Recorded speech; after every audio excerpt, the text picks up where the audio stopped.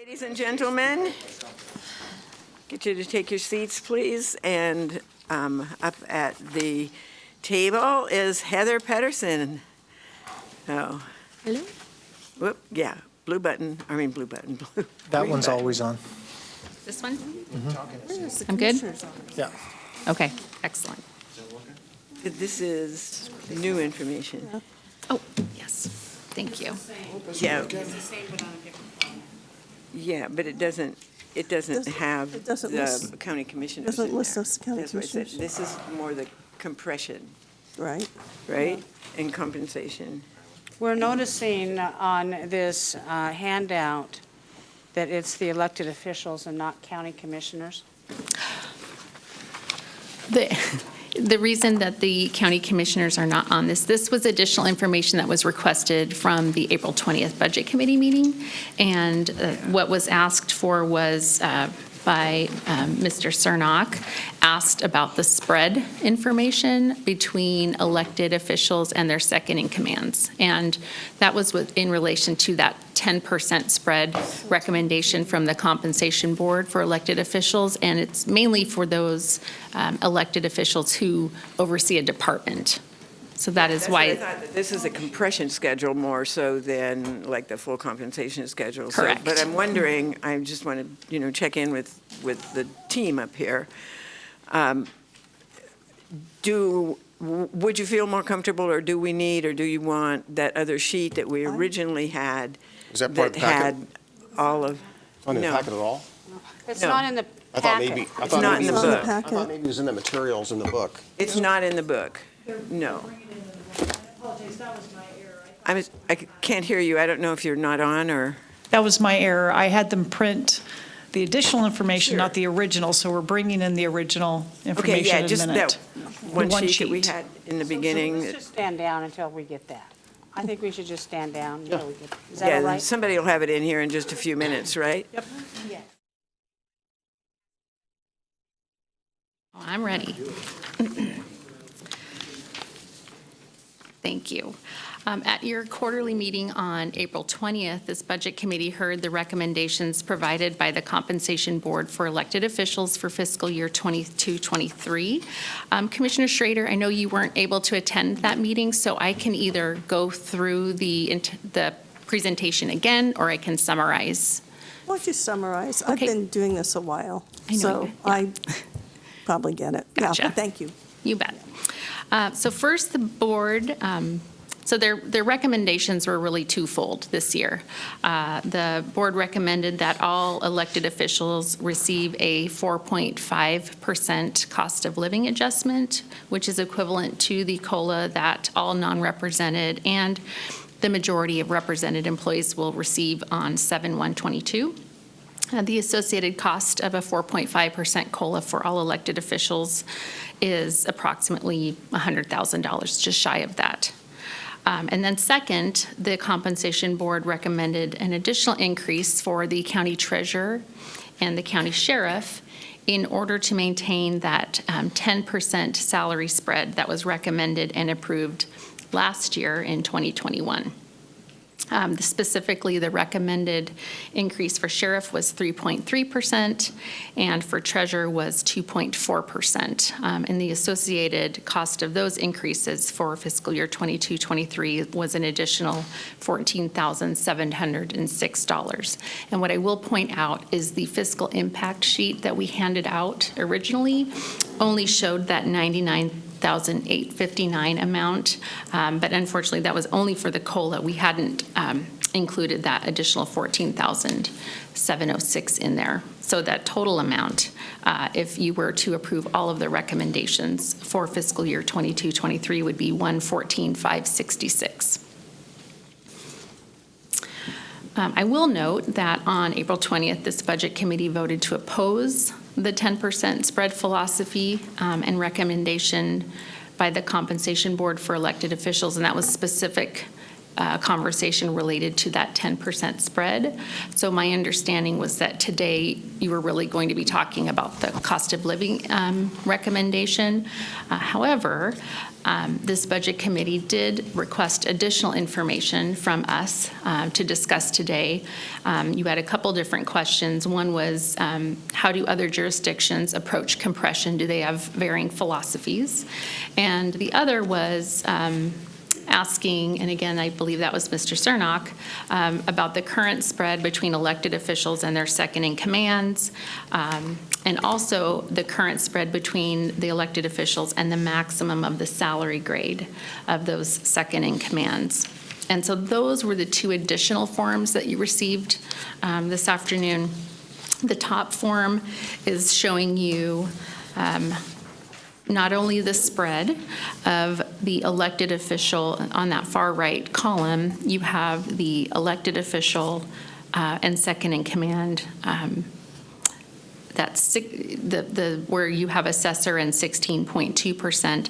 That's really showing you what the difference is between what the assessor makes with deferred compensation and what their second in command actually makes, as well as any deferred compensation or longevity that incumbent makes. So it's based on the incumbent's actual salary, total compensation today. And none of this was projected with the 4.5%. Correct.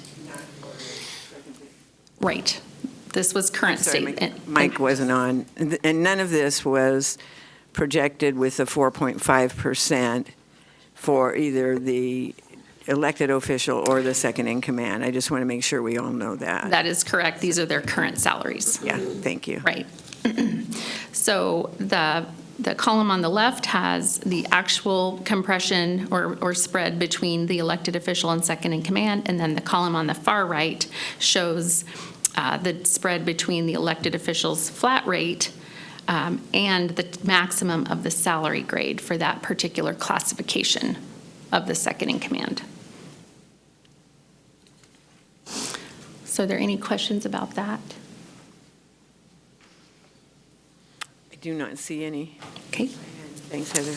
You're welcome. The second sheet that you have really just outlines our comparable jurisdictions that we use when the Compensation Board conducts their market study every year. And then we learned what each jurisdiction is providing to their elected officials as far as cost of living adjustments for 7/122. And then any philosophy related to compression and how they approach their recommendations. So just giving you some specific information there. We were not able to learn that any particular jurisdiction has a methodology or philosophy specifically like your compensation board has recommended with that identified 10% spread.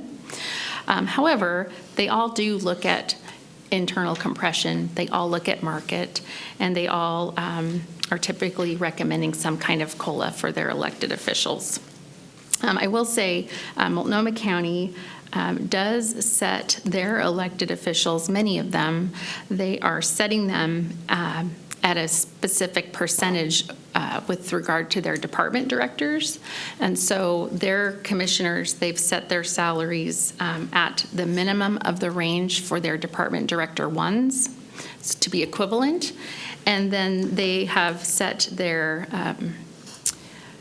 chair at a rate that's 85% through the department director 2 salary grade. So they're actually setting their some of their electeds, and that includes their sheriff and their district attorney. They're using their department director, their highest paid department director salary grade to kind of benchmark those elected positions.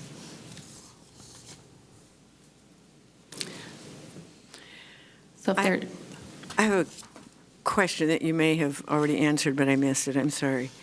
So the 4.5 recommendations, I'm just looking at the sheet lined with blue for all of the elected officials, and the bottom line of 99,859, does that also include the 3.3% for the sheriff and the 2.4% for the county treasurer? Unfortunately, it did not. And I learned that And that's after the- my presentation to you last month. That is And that's the 14,706? correct. If we include the additional increases, the total cost is 114,566. The 99,859 is only for cost of living adjustment. Okay. Yeah, thank you for helping to clarify that. I You bet. appreciate it. Okay. I have a question. Okay. Commissioner Smith has a question, and I don't know if Heather has more information for us or if we're ready for all that. Yeah, but go ahead, You please. talk about, Heather, you talk about compression with the county treasurer and sheriff. I thought the county assessor was in that situation, but on this recommendation, it is not, you do not recommend a salary increase for the county assessor like you do for the sheriff and the treasurer. Are they outside of the compression range? They are. There is 16% Okay. between the assessor and the second in You must have said command. that and I wasn't paying attention, That's sorry. okay. Yeah, so reading this, am I understanding correctly that there's only a 2% with no COLA, no anything at this point in time, there's only a 2% differential between the treasurer and their next highest, but like with the sheriff, there's an 8% differential between the sheriff and those next three highest. That's if you're looking at the top of the salary grade only. What the compensation board looks at year after year is that the one column in, which is what the incumbents are actually making. And that far right, where it says the spread between the elected official base salary and second in command top of grade, that's comparing it to the actual classifications maximum. Okay. So not all incumbents that are second in commands are at the top of their salary grade. Got it. Yeah, but there is then in that case still a 6.5% differential between the Correct. sheriff and the Right, highest so the paid sheriff is undersheriff. 6.5% above Yeah. their second in command, and so what the compensation board is saying, well, that's below 10, so we want to take it up a little higher to that 10%. And similar to treasurer, you see that 7.5% spread between the treasurer and their second in command. So we used to just stipulate that there be at least $1 difference between the wages, but is the 10% becoming the standard, or is that something that it's just all switching to, or where, I think there was a question we asked before too, is where did the 10% Right. come from? So I've been the staff liaison to the compensation board. This is my 16th year. And the ORS basically says, it calls out the sheriff, and it says the sheriff shall make no less than the highest paid, or off the top of my head, I know I have it in here somewhere, but I don't know it exactly. But it basically says the sheriff shall not make less than an employee or the highest paid employee within the sheriff's office. That is ripe for interpretation because you've got employees that make overtime in the sheriff's office, and there could be all sorts of employees in varying years that make more than the sheriff based on total compensation. So the compensation board has historically interpreted that to mean that the sheriff should make at least $1 more per month than the highest paid under sheriff, their second in command. And our sheriff has 3 under sheriffs at this moment in time. And so that's what they've benchmarked to. Last year, and as you know, just like budget committees, compensation board members change, come and go. Last year, we had a new member who brought some new thoughts, and there was a new conversation between the members, and the question about that $1 more per hour came up.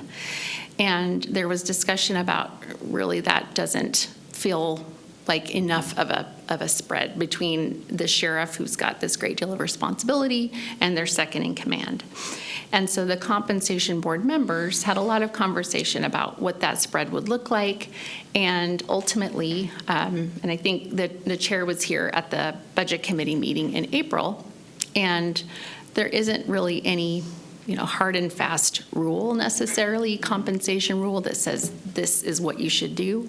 But when you look internally at the county, you would see that if you're looking at a department director and their deputy or assistant director, you're seeing at least a 20% spread, at least with the salary grades. With a manager and a subordinate supervisor, you're usually seeing a 10 to 15% spread between their salary grades. And so the compensation board said, well, if an elected is running a department, they should make at least 10% more than their second in command. And that's really where that came from. That was their recommendation last year. And this budget committee did approve recommendations last year based on that kind of new methodology that was introduced last year. And I know it is confusing, and it is a big change to go from $1 more per month to 10%. It is a pretty significant change. Well, I think another change in there, although, I'm not putting a judgment on it whether it's good, bad, or indifferent, but another change is that historically we've dealt only with the sheriff, and now it looks like we're beginning to look at all. I would say that this is the beginning to look at all elected officials, or most of them who run departments or whatever. Yeah, the compensation board has always looked at second in command compression. That doesn't mean they've always made recommendations to make them higher, but that's always been a point of information that we've collected and shared with them, along with market, along with, demographic information of other counties, a myriad of information that we provide. So it's nothing new that they're looking at that. And if you look back at, former years and recommendations of the compensation board, it has been a point of note in some years. But usually they're handling it through the market or through cost of living adjustments. Okay. And I have a question that maybe that our county administrator could answer. I'm not sure that it would be Heather, whatever, but let me just pose the question and then y'all can tell me. So do we have various ways in which we could handle this, I guess? Do we just take the report and say, okay, we're going to vote on the report? I realize that is one opportunity that we have. Or can we vote on individual, not that I'd want to do that, but I'm just going to ask the question for all of this, on individual elected offices? And remember, we're voting on the office, not necessarily, the people. And can we vote on the COLA increases and hold off, or not hold off, but do separately the compression recommendations? We can do any and all of. You can do this any way you wish. The compensation board made a recommendation to you, just like my proposed budget. You can accept their recommendation, reject it, or modify it. Mm-hmm. The two questions for you today are, do you approve COLAs or not for all the elected officials? You could do them an entire group. You could do Board of Commissioners separated from the rest of the group. You could do it one by one. And the second question is, do you agree with the 10% range between second in command, in which case the sheriff and the treasurer both need to have their salaries raised? I thought you already dispensed with that at your last meeting, but you could revisit that if you want. We But did, I thought you because already we said decided we on didn't. Yeah, I'm pretty sure we. So the question today is really on the COLAs. You could vote one office at a time. You could separate the Board of Commissioners from the other electeds, or you could do them all as a group. Entirely up to how you want to run this today. I got it. Okay. Commissioner Smith. I did talk to the sheriff and the treasurer in a meeting, and they said the 10% differential, just don't even do that. What they expressed to me was a 4.5 COLA. Yeah, In I fact, see in a something. meeting with all of these electeds and myself, they asked me to attend a meeting, and they all gave a pitch for the 4.5 COLA increase because they knew what my previous vote was, but I don't want to influence anybody. They felt because of inflationary factors, replacing a person to come into that position once they leave, because we have a couple retirements probably on the horizon in a year or 2 or 3 or whenever their term is up. And so they're concerned about the succession. That's just what they told me, and that's all I'm going to say. Okay, thank Full you. disclosure. Mr. Cernach, and then Commissioner Schrader. I just wanted to note that I asked for compression information related to top of grade because I was thinking that, I know one of the concerns we had was raises to second in command might then lead to proposed raises, and I thought a lower percentage based on the top of grade might be a reasonable approach. Had in my mind a target of 5% just because, but, looking at this, that would largely mean no adjustments outside of potentially COLA. I would also note that if we don't do any kind of compression adjustment, the treasurer is, they noted a 2.1% market adjustment recommendation.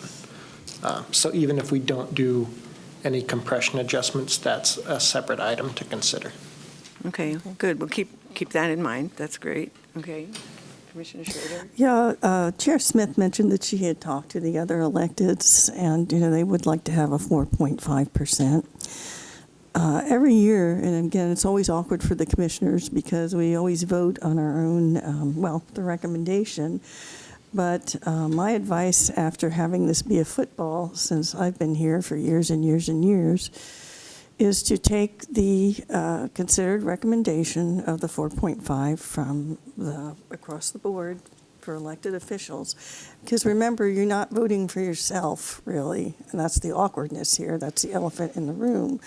But you have to have a standard so when you are replaced, that people will be willing to take these jobs.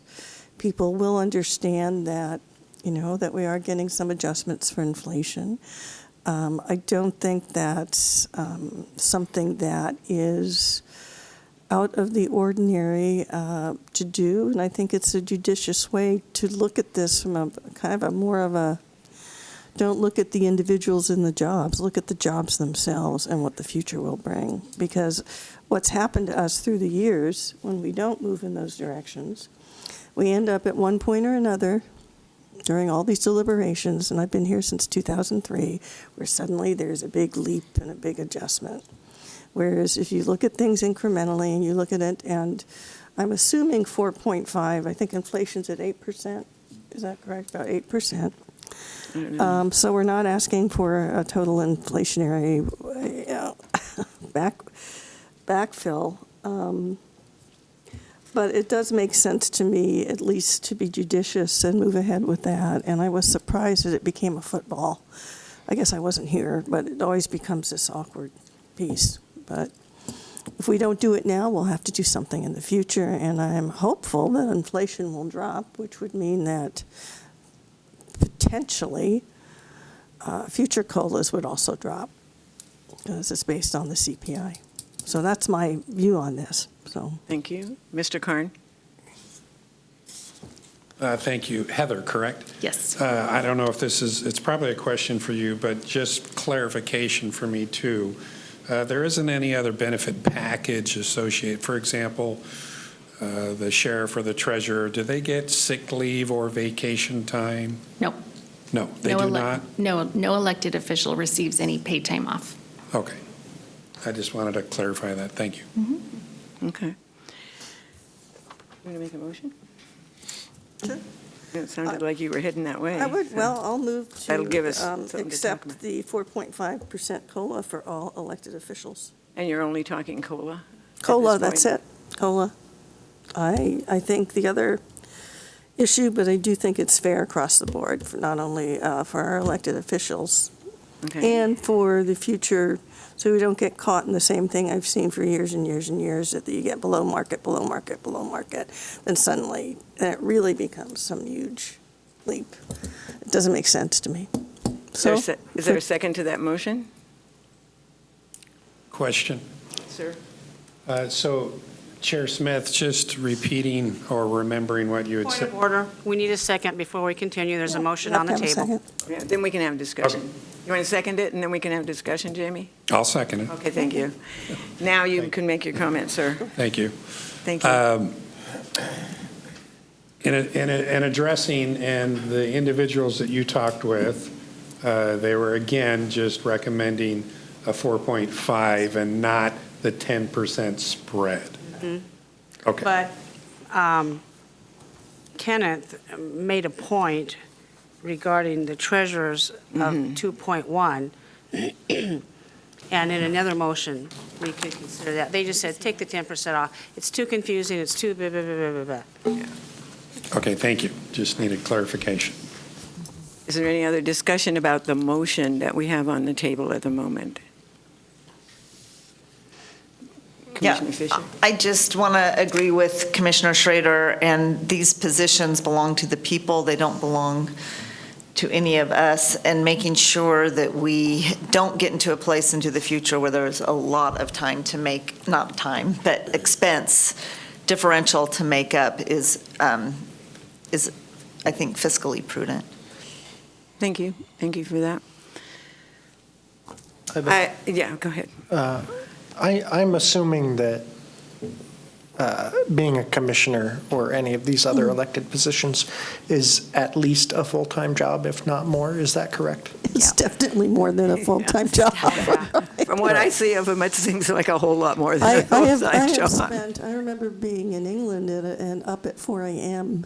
in England because I traveled to see my daughter attending meetings at 4 a.m. Right.